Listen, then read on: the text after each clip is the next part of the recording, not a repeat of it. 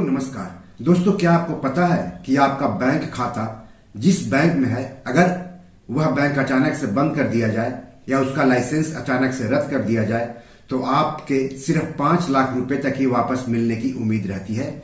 जी हाँ दोस्तों, ऐसा कानून बनाया गया है। तो इन दिनों जिस हिसाब से बैंक, खासकर सहकारी बैंक पर प्रतिबंध लगाया जा रहा है, उसका लाइसेंस रद्द कर दिया जा रहा है या नियम का पालन नहीं करने के कारण उस पर जुर्माना लगाया जा रहा है, उसे देखते हुए सबसे सुरक्षित और सबसे भरोसेमंद बैंक चुनना बहुत मुश्किल होता जा रहा है।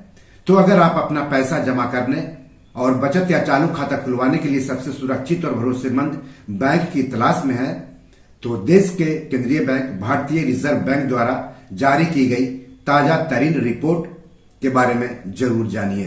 तो ये रिपोर्ट क्या है और ये रिपोर्ट आपको सबसे भरोसेमंद और सबसे सुरक्षित बैंक चुनने में किस तरह से मदद करेगी, ये हम आपको इस एपिसोड में आगे बताएंगे। चैनल के लिए नया है तो सब्सक्राइब कर लीजिए, वीडियो को ज्यादा से ज्यादा शेयर कीजिए ताकि ज्यादा से ज्यादा लोगों तक जानकारी पहुंचे। तो चलिए आगे बढ़ते हैं। तो आरबीआई ने अपनी ताजा तरीन रिपोर्ट में कहा है कि भारतीय स्टेट बैंक यानी एसबीआई समेत देश में 3 ऐसे बैंक हैं जिनमें आपका पैसा सबसे सुरक्षित रहेगा। ये तीनों ऐसे बैंक हैं जो डूब नहीं सकते हैं।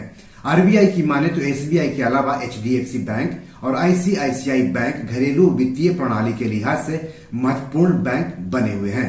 देश में वित्तीय प्रणाली के स्तर पर ये इतने बड़े बैंक हैं कि ये डूब नहीं सकते हैं, और अगर डूबते हैं तो पूरी व्यवस्था को, जो फाइनेंशियल सिस्टम है, उसमें मुश्किल पैदा हो जाएगी।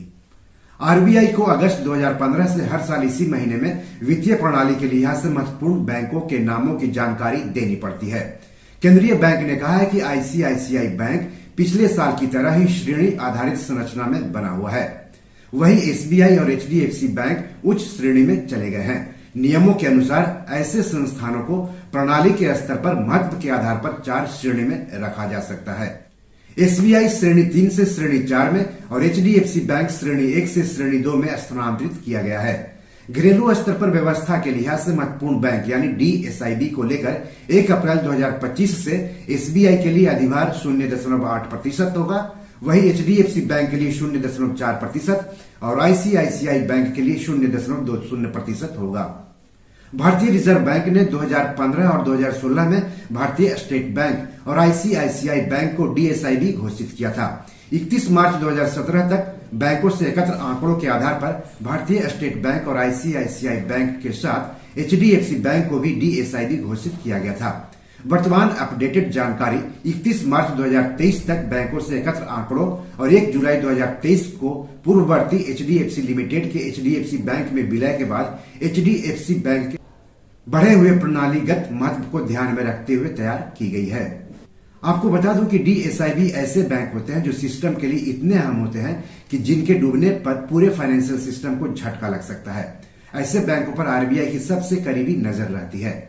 इस लिस्ट में केवल 3 बैंक ही क्यों, ये बड़ा सवाल है। देश में अलग अलग कैटेगरी के बहुत सारे बैंक हैं। इसमें बड़े बड़े सरकारी और प्राइवेट कमर्शियल बैंक है, स्मॉल फाइनेंस बैंक है, पेमेंट बैंक है, कोऑपरेटिव बैंक है, ग्रामीण बैंक है, पथपेढ़ी है। बावजूद इसके आरबीआई की नजर में सिर्फ 3 बैंक ही सबसे सुरक्षित और भरोसेमंद है। आपको लगता नहीं है कि 140 करोड़ से ज्यादा की आबादी वाले देश के लिए यह नाइंसाफी है? साथ ही इस बारे में सरकार और आरबीआई को गंभीरता से सोचने की जरूरत है। बी योर मनी मैनेजर में आज इतना ही। उम्मीद है कि आरबीआई की इस रिपोर्ट के बाद आपको सबसे सुरक्षित और भरोसेमंद बैंक चुनने में आसानी होगी।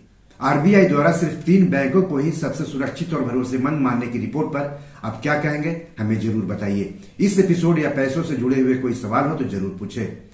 आगे किस टॉपिक पर वीडियो चाहते हैं हमें बताएंगे तो अच्छा रहेगा। धन्यवाद, नमस्कार।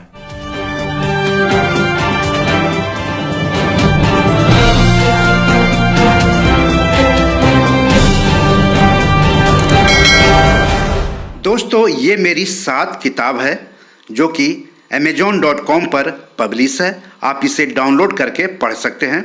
इन किताबों के लिंक्स इस वीडियो के डिस्क्रिप्शन में दिए हुए हैं। इन 7 किताबों में से 5 किताब मनी मैनेजमेंट पर है, यानी पैसा निवेश करके अधिक पैसा कैसे कमाएं पर आधारित है।